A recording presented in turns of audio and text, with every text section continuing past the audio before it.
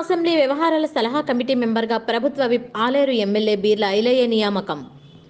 తెలంగాణ శాసనసభ వ్యవహారాల సలహా కమిటీ మెంబర్గా ప్రభుత్వ విప్ ఆలేరు ఎమ్మెల్యే బీర్ల ఐలయ్యని శాసనసభ స్పీకర్ గడ్డం ప్రసాద్ నియమించారు.